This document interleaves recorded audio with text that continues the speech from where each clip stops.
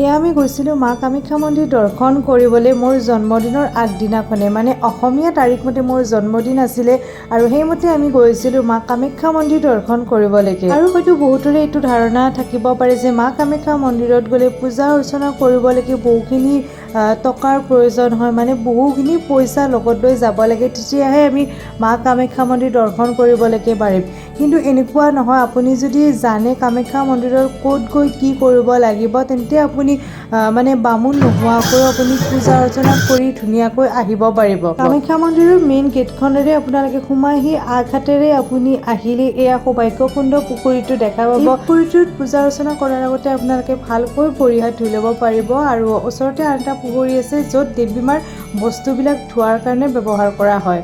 আৰু তাৰ পৰা আহি আমি এয়া প্ৰথমতে চাকি বন্তি ইয়াতে ভালকৈ লগাই লৈছোঁ, তাৰ পিছত আমি মন্দিৰৰ ভিতৰলৈকে সোমাই যাম। যিহেতু ভিতৰত মানে মোবাইল ফোন নিয়াটো নিষেধ, মানে নিব পাৰে আপুনি কিন্তু ফটো বা ভিডিঅ' কৰিব নোৱাৰে। তো আমি পূজা অৰ্চনা কৰি আহিলোঁ ভিতৰ ভাগৰ পৰা। আৰু যদি আপুনি কামাখ্যা মন্দিৰত গৈ গৰ্ভগৃহত যাব খুজিছে তেনেহ'লে আপোনালোকে ৰাতিপুৱা 3টা 3:30 মান বজাতে যাব, তেতিয়া আপুনি গ'লে প্ৰায় 7:30 8টা মান বজাতে আপোনালোকৰ পূজা অৰ্চনা ধুনীয়াকৈ হৈ যাব।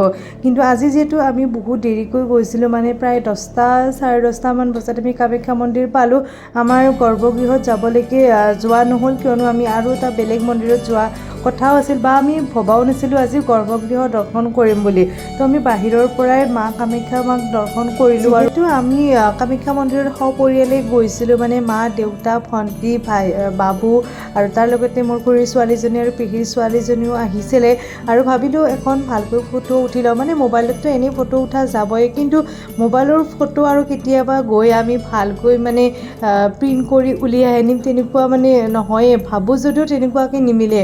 তো সেয়েহে যিহেতু তাতে মানে দাদাবিলাকে ফটো উঠাই আছিলে, তো আমি ভালকৈ সপৰিয়ালে এখন ফটো উঠি ল'লোঁ আৰু আমি আটাইকেইজনে মিলি এখন ফটো উঠি ল'লোঁ। তাৰপিছত সকলোবোৰ কাম শেষ কৰি মানে সকলোবোৰ পূজা অৰ্চনা হোৱাৰ পিছত এইফালে আমি বহিবলৈকে আহিছোঁ। অকণমান বহিছোঁ, মানে কয় নহয় মন্দিৰত আহিলে হেনো আপুনি মানে পূজা অৰ্চনা কৰিয়ে গুচি যাব নালাগে, অকণমান সময় মন্দিৰত বহিব লাগে। আৰু এয়া প্ৰসাদ হিচাপে আমি মা কামাখ্যাক এয়া পেৰা আগবঢ়াইছিলোঁ আৰু এতিয়া বাবুৱে মোক দিছে খাবলৈকে, কিয়নো ৰাতিপুৱাৰ পৰা আমি কোনেও একো খোৱা নাছিলোঁ, মানে কামাখ্যা মাক দৰ্শন কৰিম বুলি। আৰু এতিয়া আমি গৈছোঁ আন এটা মন্দিৰত। তাৰ আগতে আমি যিহেতু মাহঁতে নলবাৰীৰ পৰা আহিছিলে, তো তাৰ আগতে হোটেলত সোমাই আমি একাপ চাহ খাই ল'লোঁ, চাহ মিঠাই খাই লৈছোঁ। আৰু এতিয়া আমি ওলাইছোঁ প্ৰায় কামাখ্যা মন্দিৰৰ পৰা। আৰু আহোঁতে চাওকচোন এইবিলাক ৰুদ্ৰাক্ষ বনাই এনেকৈ শুকাবলৈ ইয়াতে মেলি দি থৈ দিছে, মানে দেখা পাই আজি মানে মই ফাৰ্ষ্ট টাইম দেখা পাইছোঁ তেনেকুৱাকৈ যে ৰুদ্ৰাক্ষ এনেকৈ বনায়। তাৰপিছত অকণমান দোকানবিলাক চাই এয়া আমি ওলাই আহিছোঁ কামাখ্যা মন্দিৰৰ পৰা। মন্দিৰটোত প্ৰায় আমি 10:30 আশে পাশে আমি সোমাইছিলোঁ আৰু প্ৰায় আমাৰ 1-1:30 মান বজালৈকে পূজা অৰ্চনা কৰা শেষ হৈ গৈছে। আৰু আচলতে মন্দিৰত আহিলে সঁচাকৈ বহুত বেছি এটা পজিটিভ এনাৰ্জি পোৱা যায়। আপুনি মানে কাকো এক্সপ্লেইন কৰিব নোৱাৰে আপুনি কি এনাৰ্জি পাইছে, যিটো আপুনি নিজে গৈ মন্দিৰটোৰ ভিতৰত আপুনি নিজে ফিল কৰিব পাৰিব, কাকো এক্সপ্লেইন কৰিব নোৱাৰে আপোনাৰ মানে কেনেকুৱা কি ফিল হৈছে। আৰু এয়া চাওকচোন মায়ে মোৰ কাৰণে চেণ্ডেল লৈ আহিছে, মানে বাৰ্থডে গিফ্ট হিচাপে মোক চেণ্ডেল দিছে মায়ে। তাৰপিছত এয়া আমি আহিছোঁ গড়চুক পামহিত থকা ভীমাশংকৰ মন্দিৰলৈকে। হয়তো বহুতে এইটো মন্দিৰৰ কথা শুনিছে। এই মন্দিৰৰ ঠাইবিলাক এতিয়া মানে আগতকৈ বহুত বেছি ডেভেলপ হৈ গ'ল, মানে মই গৈ দেখিলোঁ আৰু, কাৰণ কি মই 2011তে এই মন্দিৰটোত গৈছিলোঁ, তেতিয়া এনেকুৱা ৰাস্তা নাছিলে, সকলোবোৰ মানে পাহাৰৰ মাটিৰে, এইবিলাক মানে ৰঙা ৰঙা মাটি বুলি কয় যে তেনেকুৱা মাটিৰে ৰাস্তাবিলাক আছিলে আৰু ওচৰত একেবাৰে গছ গছনিৰে ভৰি আছিলে। কিন্তু এতিয়া চাওকচোন ৰাস্তাবিলাক ইমান ধুনীয়াকৈ বনাইছে, গৈ সঁচাকৈ ভাল লাগিছে। ভাৰতবৰ্ষৰ ভিতৰত 12টা স্থানত জ্যোতিৰ্লিংগ পোৱা গৈছে, তাৰে এটা হৈছে আপোনাৰ অসমৰ কামৰূপ জিলাৰ ডাকিনী পাহাৰত, যাক ডাইনী পাহাৰ বুলিও জনা যায়, আৰু এইটো আছে আপোনাৰ গড়চুক পামহিত। ডাকিনী পাহাৰত অৱস্থিত ভীমাশংকৰ মন্দিৰটোৱে হৈছে 6ষ্ঠ সংখ্যক জ্যোতিৰ্লিংগ। জ্যোতিৰ্লিংগ মানে কি? জ্যোতিৰ্লিংগৰ মানে হৈছে আপোনাৰ শিৱ পুৰাণৰ মতে যি স্থানত শিৱই স্বয়ং সাক্ষাৎ হৈছিল সেই স্থানতেই জ্যোতিৰ্লিংগৰ সৃষ্টি হয় বুলি শিৱ পুৰাণত উল্লেখ আছে। আৰু এই নিজৰাটো যে দেখা পাইছে, কোৱা মতে মহাপ্ৰভুৰ গাৰ পৰা যি ঘাম ওলাইছিল তাৰ পৰা এই নিজৰাটোৰ সৃষ্টি হোৱা বুলি কোৱা হয়। মানে শিৱ পুৰাণৰ মতে কামৰূপেশ্বৰ আৰাধনা কৰি থকা সময়ত ভীমাসুৰে যেতিয়া আপোনাৰ তৰোৱাল নিক্ষেপ কৰিছিল আৰু সেই তৰোৱাল যেতিয়া মহাপ্ৰভুৰ লিংগত লাগিছিল তেতিয়া তেওঁৰ খঙত গাৰ পৰা ঘাম নিগৰিছিল আৰু সেই তেওঁৰ যি ঘাম নিগৰিছিল তাৰ পৰাই এটা নিজৰাৰ সৃষ্টি হোৱা বুলি জনা যায় আৰু সেই নিজৰাটো আজিও ইয়াত বৈ আছে। আৰু যি কি নহওক মন্দিৰটোৰ পৰিৱেশটো আপোনালোকে দেখাই পাইছে, একেবাৰে শান্ত পৰিৱেশ। আৰু এইফালে আমি পূজা অৰ্চনা কৰিলোঁ আৰু চাওকচোন মন্দিৰৰ ফুটবিলাকেৰে মানে ইমান ধুনীয়া লাগিছে। মানে মই নিজকে কেতিয়াও ইমান ধুনীয়া নেদেখোঁ, যিমান ধুনীয়া মই মন্দিৰৰ ফটো লোৱাৰ পিছত মই নিজকে খুব বেছি এটা ধুনীয়া দেখোঁ। আপোনালোকে বাৰু নিজকে মন্দিৰৰ ফটো লোৱাৰ পিছত ধুনীয়া দেখেনে জনাবচোন। মই কিন্তু সঁচাকৈ যেতিয়াই মন্দিৰত আহোঁ, মন্দিৰৰ ফটো লোৱাৰ পিছত নিজকে খুবেই ধুনীয়া দেখোঁ। আৰু আজি বহুত বেছি মানুহ নাছিলে, কাৰণ মানে তেনেকুৱা একো নাছিলে। আমি বন্ধৰ বাৰতে গৈছিলোঁ, তথাপি ইমান বেছি মানুহ পোৱা নাই।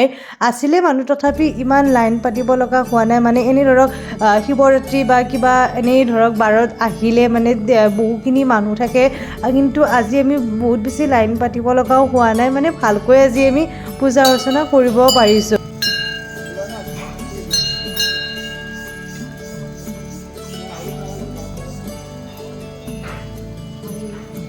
আজিও তোমাৰ লগতে যাত্ৰা চেছ মোৰ লগতে ঘূৰি আছো এইকেইদিন। তোমাৰ লগতে আজিও যাত্ৰা চেছ। আৰু এয়া চাওকচোন নতুনকৈ বনাইছে, মানে কৈছোঁ নহয় ইয়াতে আহি মানে আজি মোৰ সঁচাকৈ ভাল লাগিছে। বহুতখিনি ডেভেলপমেণ্ট হৈছে, মানে বহুতখিনি নতুন নতুন বস্তু আজি মই দেখা পাইছোঁ। আৰু ইয়াৰ পৰা উঠি আপোনালোকে গোটেই মন্দিৰৰ পৰিৱেশটো ধুনীয়াকৈ চাব পাৰিব। তো আমিও এবাৰ উঠি চালোঁ মন্দিৰৰ চাৰিওফালৰ পৰিৱেশটো খুবেই বেছি ধুনীয়া। আৰু এইফালে আমি মন্দিৰ দৰ্শন কৰি আহি চাওকচোন অৱস্থা কাহিল হৈ গৈছে আটাইকেইজনৰ, কিয়নো ইমান বেছি ৰ'দ আছিল সেইদিনাখন মানে। আৰু তাতে মই পিন্ধিছিলোঁ মেখেলা চাদৰ আৰু কাপোৰযোৰ বহুত বেছি গৰম আছিলে। তাৰপিছত আটাই মিলি আমি এয়া ভাত তামোল দিয়া আৰু আমাৰ মানে তামোলখন মেইন দিয়ক। ভাত খাই উঠি বা কিবা এটা খাই উঠি তামোল খাবই লাগিব, আৰু অসমীয়া মানুহ তামোল খামেই, নে কি কয় বাৰু।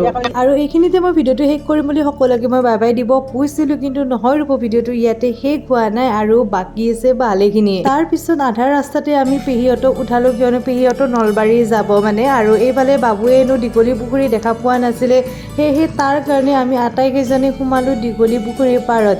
আৰু এইফালে চাওকচোন গোটেই কেইজনে দলে পলে আমি আহিছোঁ। আৰু পাৰ্কত মই মেখেলা চাদৰ পিন্ধি আহিছোঁ দেই, সকলোৱে মোৰ ফালে চাই আছিলে। মানে মেখেলা চাদৰ পিন্ধি মই পাৰ্কত সোমাইছোঁ আজি। আৰু গুৱাহাটীৰ পাৰ্কবিলাকৰ ভিতৰত আটাইতকৈ কম দামী পাৰ্ক বুলিয়ে ক'ব লাগিব, কিয়নো ইয়াতেই যে 10 টকাৰ টিকট আছে। মানে বাকী পাৰ্কত গ'লে আপোনাৰ 20 টকা 50 টকা এনেকুৱাকৈ টিকট লাগে। আৰু এইফালে চাওকচোন দীঘলী পুখুৰী পাৰত আহিছোঁ আৰু কিবা এটা নাখামনে, তো আমি আটাইবিলাকে এয়া জুচ খালোঁ আৰু স্পাইৰেল পটেটো খাই হেনো।